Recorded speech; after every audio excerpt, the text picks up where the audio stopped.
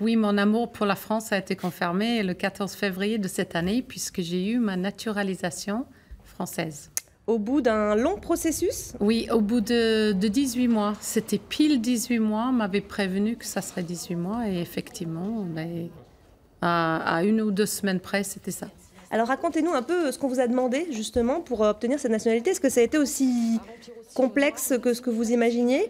Oui, il a fallu que j'attende le mois de septembre, donc tout de suite après l'annonce du Brexit, j'ai voulu entamer la procédure. J'ai attendu le mois de septembre pour m'inscrire à un examen de français, examen oral et une discussion, un entretien. Donc j'ai obtenu, je crois, 17 sur 20.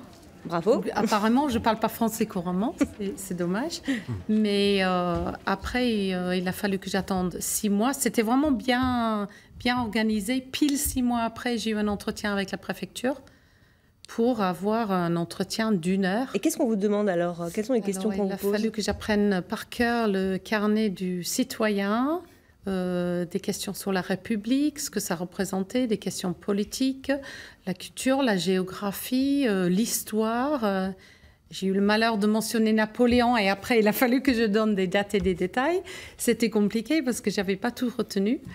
C'est pas forcément évident pour tous les Anglais de faire ce que vous avez fait. Mais même pour les Français, j'ai beaucoup d'amis que j'ai interrogés qui ne savaient pas les réponses que moi j'avais appris par cœur. Alors on va voir que c'est un phénomène national qui se retrouve parfaitement ici, en tout cas en Haute-Vienne, puisque entre 2016, la date du vote, et cette année, le nombre de demandes de titres de séjour a été multiplié quasiment par 20. On va le voir, on est passé de 14 à 233 et l'année n'est pas terminée. Florent Guittard, vous avez travaillé sur les mouvements de population, sur la présence anglaise chez nous. Est-ce que c'est en Haute-Vienne qu'il y a la plus grosse communauté par rapport à la Creuse et la Corrèze ? Oui, quand j'ai travaillé dessus il y a quelques années, c'était vraiment en Haute-Vienne qu'il y avait le plus d'arrivées des Britanniques en Limousin. Et globalement dans les espaces ruraux. Et surtout dans le sud-ouest de la Haute-Vienne et le nord de la Haute-Vienne. Et alors, ce sont des Anglais qui s'installent à la campagne, qui sont retraités ou pas? Ça dépend des profils. Retraités ou pas, en effet. Certains sont même venus là pour créer des activités. Totalement parfois en rupture avec les activités qu'ils exerçaient en Angleterre.